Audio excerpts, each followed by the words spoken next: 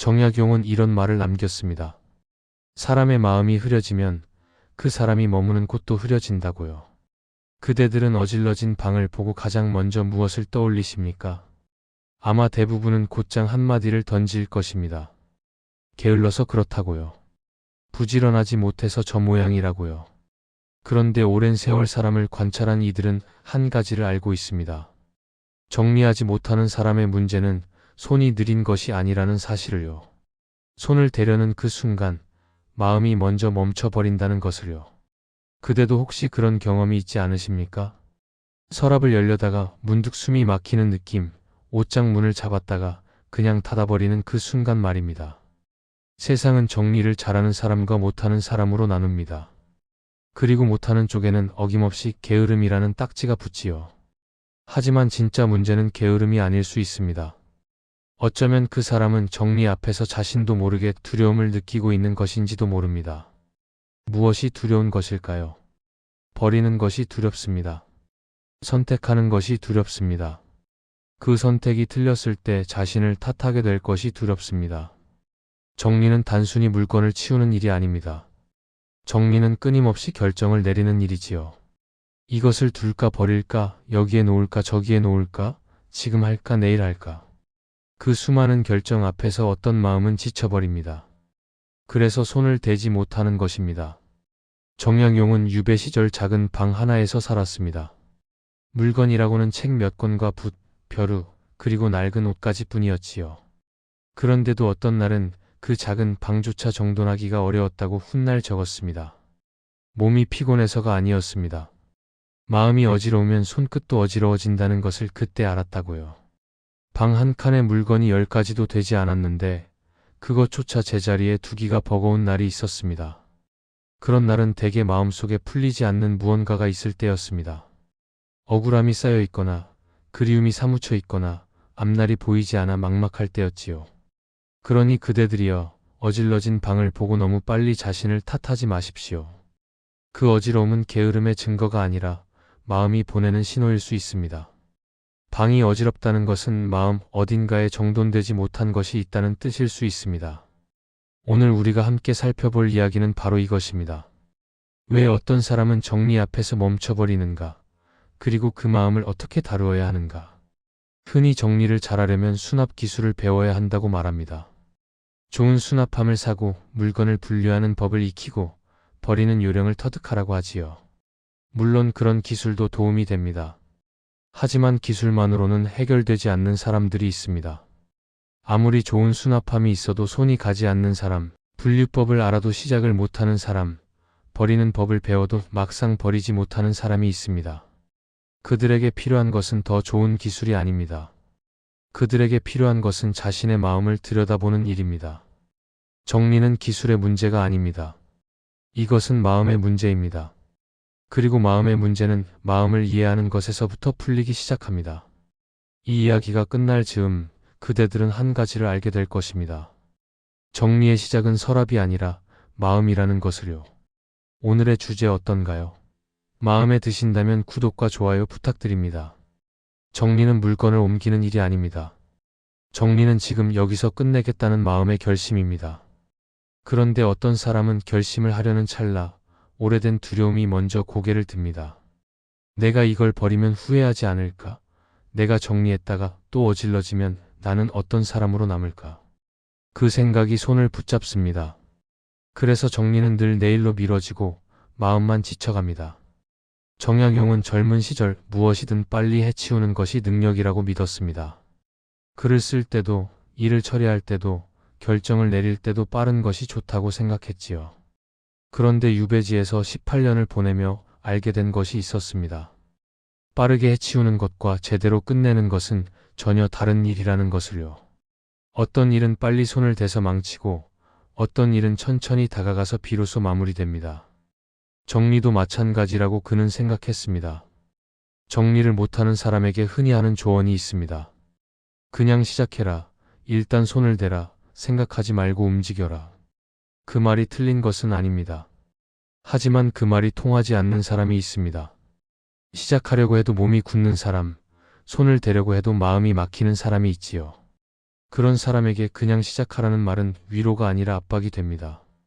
왜 그럴까요? 그들에게 정리는 단순한 행동이 아니기 때문입니다. 그들에게 정리는 마음의 문턱입니다. 그 문턱을 넘으려면 결심이 필요합니다. 그런데 그 결심 앞에는 온갖 두려움이 서 있습니다. 버린 후에 후회하면 어떡하지? 정리했는데 또 어질러지면 나는 얼마나 한심한 사람인가? 이것을 버리면 그때 그 기억도 사라지는 것은 아닐까? 그런 생각들이 문턱 앞에 장애물처럼 쌓여 있습니다. 그래서 손을 대지 못합니다. 게으른 것이 아니라 두려운 것입니다. 정약용은 유배지에서 편지를 많이 썼습니다. 두 아들에게, 벗들에게, 때로는 이미 세상을 떠난 이들에게도 글을 남겼지요. 그 편지들을 묶어두었다가 어느 날 정리하려 했으나 손이 가지 않았다고 합니다. 그 편지들을 펼치면 그때의 아픔이 다시 살아날 것 같았기 때문입니다. 물건을 정리한다는 것은 때로 그 물건에 깃든 시간과 감정을 다시 마주한다는 뜻입니다. 그것이 두려운 사람에게 정리는 결코 쉬운 일이 아닙니다. 그러니 정리를 못한다고 자신을 나무라지 마십시오. 그 앞에 보이지 않는 문턱이 있다는 것을 먼저 인정하십시오. 문턱의 존재를 인정해야 그것을 넘을 방법을 찾을 수 있습니다. 무작정 뛰어넘으려 하면 넘어집니다. 문턱이 어디에 있는지 보아야 합니다. 무엇이 그대의 발을 붙잡고 있는지 알아야 합니다. 어떤 사람은 완벽하게 하지 못할 바에야 시작하지 않겠다는 마음이 문턱입니다.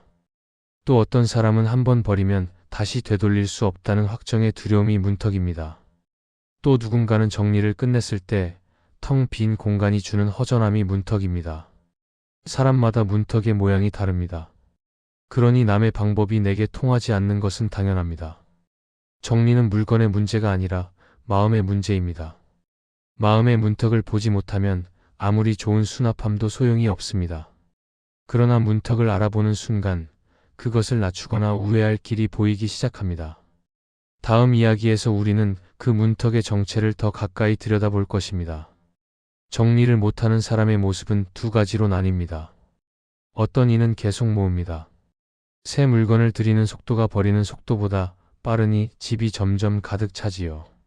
또 어떤 이는 아예 시작 자체를 하지 않습니다. 손만 대면 끝까지 해야 할 것 같아서 차라리 손을 안 대는 편이 마음이 편합니다.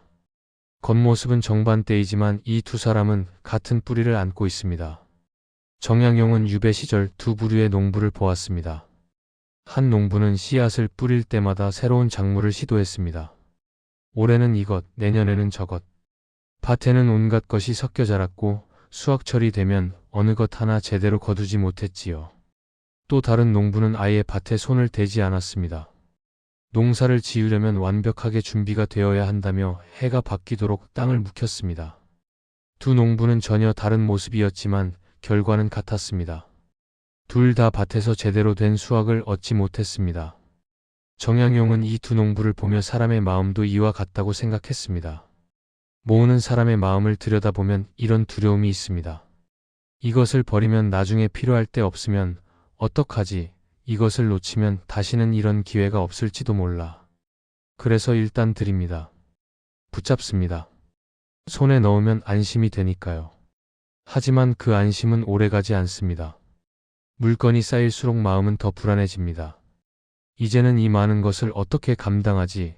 이 안에서 내가 정말 필요한 것을 찾을 수나 있을까? 모으는 것으로 불안을 달래려 했는데 모은 것이 새로운 불안이 됩니다. 시작을 미루는 사람의 마음도 들여다보면 다르지 않습니다. 그들은 게으른 것이 아닙니다.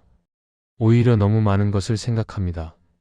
정리를 시작하면 끝까지 해야 할 것 같고, 끝까지 하려면 완벽해야 할 것 같고, 완벽하게 못하면 차라리 안 하는 게 낫다는 생각에 이르지요. 그래서 오늘도 내일로 미룹니다. 언젠가 시간이 나면, 언젠가 기분이 좋으면, 언젠가 준비가 되면. 그 언젠가는 좀처럼 오지 않습니다. 두 모습은 달라 보이지만 뿌리는 같습니다. 둘 다 선택이 두렵습니다. 모으는 사람은 버린다는 선택이 두렵고 미루는 사람은 시작한다는 선택이 두렵습니다. 선택은 곧 책임이기 때문입니다. 내가 선택한 것이 틀리면 어떡하지? 내가 결정한 것 때문에 후회하면 어떡하지? 그 두려움이 손을 붙잡습니다. 정약용도 그랬습니다. 젊은 시절 그는 글을 쓸 때 한 글자도 허투루 쓰지 않으려 했습니다. 완벽한 문장, 완벽한 구성, 완벽한 논리. 그래서 글 한 편을 쓰는데 오랜 시간이 걸렸고, 때로는 시작조차 못하고 종이만 바라보는 날도 있었다고 합니다. 유배 시절 그는 깨달았습니다. 완벽한 글은 없다는 것을요. 완벽을 기다리면 아무것도 쓸 수 없다는 것을요. 정리도 마찬가지입니다. 완벽한 정리를 기다리면 영영 시작할 수 없습니다. 그러니 완벽을 내려놓는 것이 첫걸음입니다. 모든 미루든 뿌리는 같습니다. 선택이 두렵고 그 결과가 두렵습니다. 이 뿌리를 알아야 가지를 다듬을 수 있습니다. 다음 이야기에서 우리는 이 뿌리를 더 깊이 파볼 것입니다. 정리란 결국 선택의 연속입니다. 이것을 둘까 버릴까? 지금 할까? 나중에 할까? 여기까지 할까? 끝까지 할까? 매 순간 결정을 내려야 합니다. 그런데 선택은 곧 책임입니다. 내가 고른 것, 내가 버린 것, 내가 정한 것에 대해 나는 책임을 져야 합니다. 어떤 마음은 그 책임이 두렵습니다. 그래서 선택을 미룹니다. 선택을 미루면 책임도 미뤄지니까요. 정약용은 관직에 있을 때 백성들의 억울함을 기록하는 일을 맡은 적이 있었습니다. 수많은 청원서가 쌓여 들어왔습니다. 어떤 것은 분명 억울함이 있었고, 어떤 것은 그저 불만에 가까웠고, 어떤 것은 판단하기 어려운 것들이었습니다. 가장 힘든 것은 판단하기 어려운 것들이었습니다. 이것을 올릴까 내릴까, 이 말을 믿을까 저 말을 믿을까. 결정을 내리는 것이 무거웠습니다. 잘못된 판단이 한 사람의 인생을 바꿀 수 있으니까요. 그때 그는 알았습니다. 결정의 무게는 상황의 크고 작음이 아니라 마음이 받아들이는 책임의 크기에 달려있다는 것을요. 나라의 큰 일을 결정할 때도 무겁고 방 안의 물건 하나를 버릴 때도 무거울 수 있습니다. 중요한 것은 그 결정이 나의 것이 된다는 사실입니다. 방의 어지러움은 종종 미뤄둔 선택이 쌓인 흔적입니다. 저 옷을 입을까 말까 결정하지 못해 의자에 걸어두었습니다. 저 책을 읽을까 말까 결정하지 못해 책상 위에 올려두었습니다. 저 서류가 필요한지 아닌지 결정하지 못해 구석에 쌓아두었습니다. 그렇게 결정하지 못한 것들이 하나둘 모여 방을 채웁니다. 어지러운 것은 물건이 아니라 미뤄둔 결정들입니다. 그대들도 돌아보십시오. 정리하지 못한 그 물건들은 정말로 정리할 시간이 없어서 그대로인 것입니까? 아니면 결정을 내리기가 두려워서 그대로인 것입니까? 대부분은 후자일 것입니다. 시간이 없는 것이 아니라 마음이 피하고 있는 것입니다. 결정의 순간을 피하고 책임의 무게를 피하고 있는 것입니다. 이것은 나무랄 일이 아닙니다. 사람은 누구나 책임이 두렵습니다. 틀릴까봐, 후회할까봐, 나중에 탓을 들을까봐 두렵습니다. 하지만 선택을 미룬다고 책임이 사라지지 않습니다. 선택하지 않는 것도 하나의 선택이기 때문입니다. 결정을 미루는 동안 상황은 변하고, 기회는 지나가고, 물건은 쌓입니다. 미루는 것에도 대가가 있습니다. 그 대가는 조용히 그러나 확실하게 쌓여갑니다. 정약용은 유배지에서 깨달았습니다. 결정을 미루는 것이 마음을 지키는 것처럼 보이지만 실은 마음을 더 지치게 한다는 것을요. 미뤄둔 선택은 마음 한구석에 계속 남아 있습니다. 해결되지 않은 숙제처럼 갚지 못한 빚처럼 마음을 짓누릅니다. 그래서 결정을 내리는 것이 비록 그 순간은 무겁더라도 결국은 마음을 가볍게 합니다. 정리의 어려움은 물건의 많음이 아니라 선택의 무게입니다. 그 무게를 피하지 말고 마주해야 합니다. 다만 한꺼번에 마주할 필요는 없습니다. 조금씩 작은 것부터 결정해 나가면 됩니다. 세상에는 이상한 사람들이 있습니다.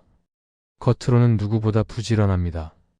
아침 일찍 일어나고 하루 종일 바쁘게 움직이고 밤늦게까지 무언가를 합니다. 그런데 그 사람의 책상은 늘 전쟁터 같습니다. 방은 어수선하고 서랍은 뒤죽박죽이고 옷장은 닫히지 않습니다. 왜 그럴까요? 부지런한데 왜 정리를 못할까요? 그들은 게으른 것이 아닙니다. 오히려 너무 열심히 사는 사람들입니다. 문제는 정리를 완벽한 마무리로만 배웠기 때문입니다. 정리를 하려면 처음부터 끝까지 제대로 해야 한다. 어중간하게 하느니 안 하는 게 낫다. 한 번 손을 대면 완벽하게 끝내야 한다. 그런 생각이 몸에 배어 있습니다. 그래서 정리를 시작하려면 큰 결심이 필요합니다. 시간을 내야 하고 체력을 비축해야 하고 마음을 단단히 먹어야 합니다. 그런 조건이 갖춰지지 않으면 손을 대지 않습니다. 정약용도 젊은 시절 그랬습니다. 밤새 글을 베꼈으며 공부하던 때가 있었습니다. 하루에 수십 장씩 종이에 글을 옮겼습니다. 부지런했지요. 하지만 글의 핵심을 붙잡지 못하면 종이만 늘고 마음은 더 복잡해졌습니다. 많이 쓴다고 공부가 되는 것이 아니었습니다. 요점을 정리하지 못하면 베껴 쓴 것들은 그저 종이 무덤이 될 뿐이었습니다. 그때 그는 깨달았습니다. 양이 아니라 정돈이 중요하다는 것을요. 부지런함만으로는 부족하고 방향이 있어야 한다는 것을요. 부지런한 사람의 어수선함은 대개 완벽주의에서 옵니다. 완벽하게 할 수 없으니 아예 안 합니다. 조금만 정리하는 것은 의미가 없다고 생각합니다. 10분 동안 책상 한쪽만 치우는 것은 정리가 아니라고 여깁니다. 그래서 언젠가 시간이 나면, 언젠가 하루를 온전히 비울 수 있으면 그때 제대로 하겠다고 미룹니다.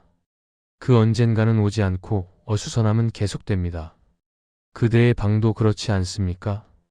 끝까지 해야 한다는 압박 때문에 시작조차 못하고 있는 것은 아닙니까? 완벽하게 정리된 방을 상상하면서 현재의 어수선함을 견디고 있는 것은 아닙니까? 상상 속의 완벽한 미래가 현재의 작은 실천을 가로막고 있습니다. 완벽한 정리는 없습니다. 오늘 정리해도 내일 또 어질러집니다. 정리는 한 번 하고 끝나는 일이 아니라 계속 반복되는 일입니다. 그것을 받아들이면 마음이 한결 가벼워집니다. 오늘 10분, 내일 10분, 조금씩 반복하는 것이 어느 날 한 번 완벽하게 하는 것보다 낫습니다.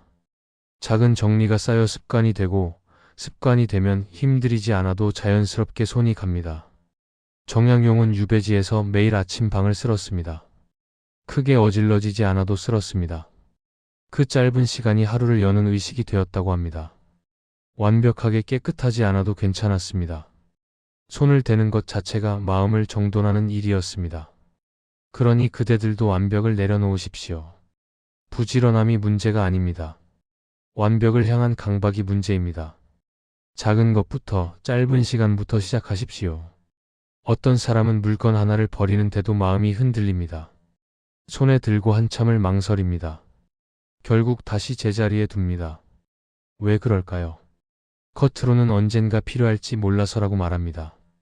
하지만 속으로는 다른 이유가 있습니다. 버리면 그 순간 내 선택이 영원한 판결이 되는 것 같습니다. 되돌릴 수 없는 결정을 내리는 것 같습니다. 그 확정이 두렵습니다. 버리는 것은 포기처럼 느껴집니다. 이 옷을 버리면 그때 그 시절의 나를 포기하는 것 같습니다. 이 물건을 버리면 그것을 준 사람과의 인연을 포기하는 것 같습니다. 이 책을 버리면 언젠가 읽겠다던 약속을 포기하는 것 같습니다. 물건에는 시간이 깃들어 있고 관계가 깃들어 있고 다짐이 깃들어 있습니다. 그래서 버리기가 어렵습니다. 정약용은 유배지에서 종이가 귀했습니다. 새 종이를 구하기 어려워 편지를 받으면 그 뒷면에 글을 썼습니다. 이미 쓴 종이도 버리지 않고 빈 공간을 찾아 기록했습니다. 가난해서 그랬습니다. 하지만 가난보다 더 어려운 것이 있었습니다. 버릴지 남길지 결정하는 일이었습니다. 종이 한 장을 버리는 것은 별것 아닌 것 같지만 그 종이에 적힌 누군가의 글을 버리는 것은 쉽지 않았습니다. 물건이 귀하면 결정도 무거워진다고 그는 훗날 적었습니다. 결정의 무게가 사람을 더 지치게 한다는 것을 그때 보았다고요. 하지만 모든 것을 남길 수는 없습니다.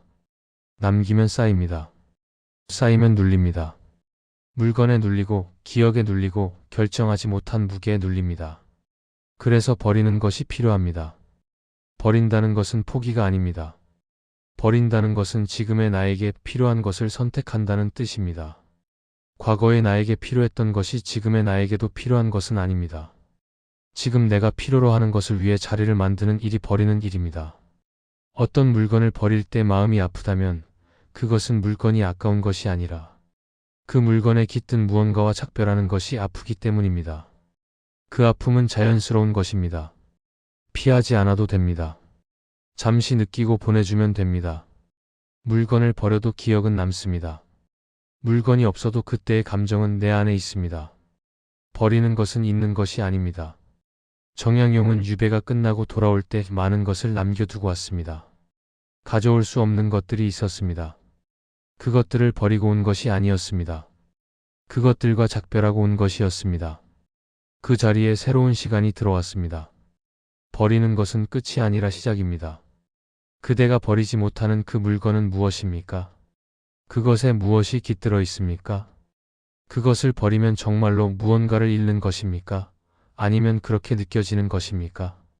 물건을 버려도 그대는 그대입니다. 그 시절의 그대도, 그 관계도, 그 다짐도 물건 없이도 그대 안에 남아 있습니다.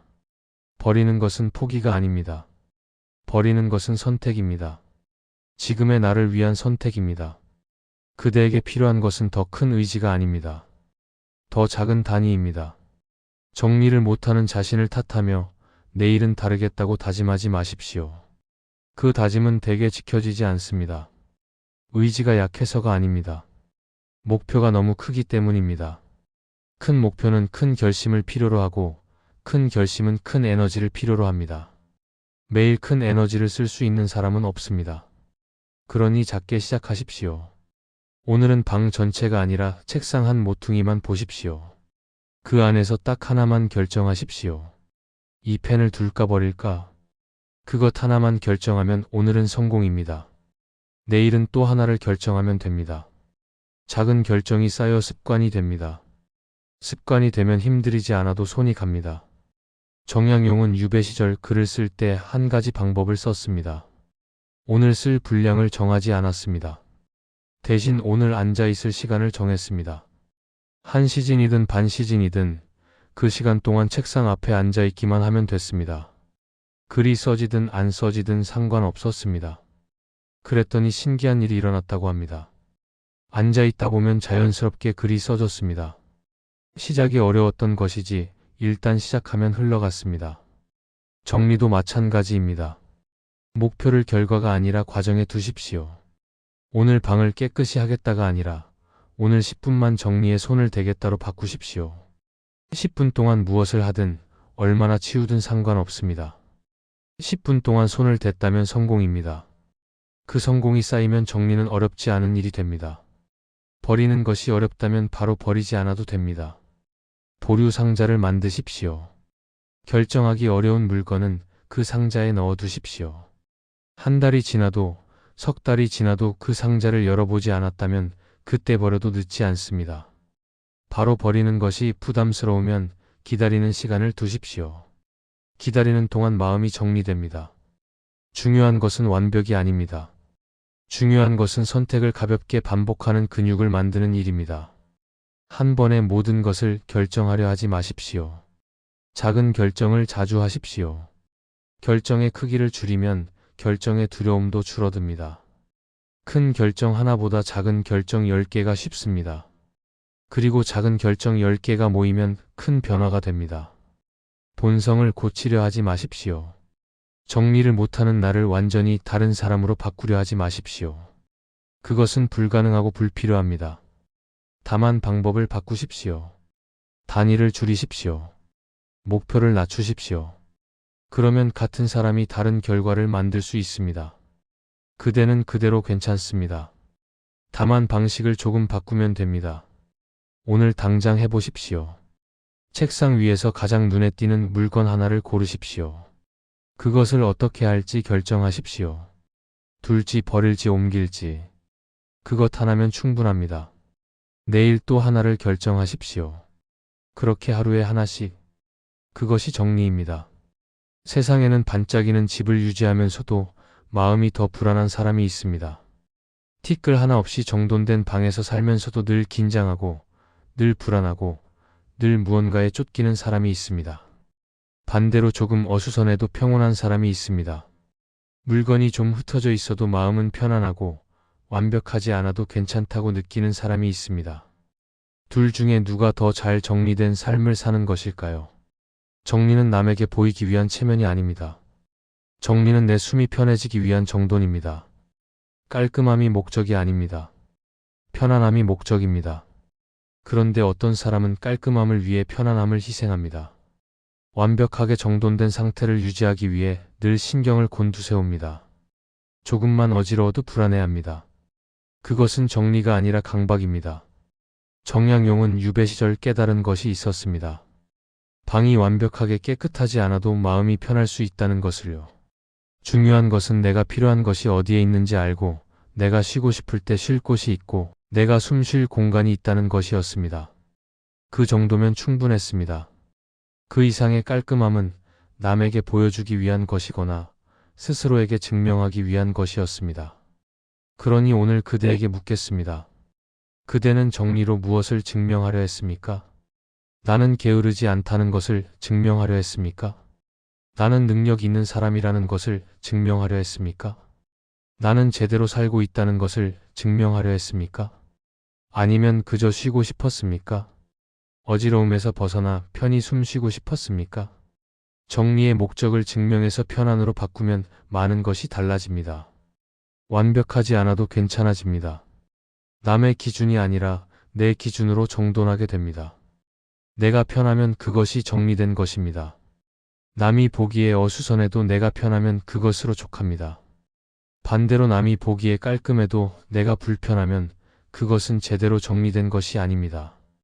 정돈된 삶은 바닥의 먼지가 아니라 마음의 자비에서 시작됩니다. 자신에게 너무 엄격하지 마십시오.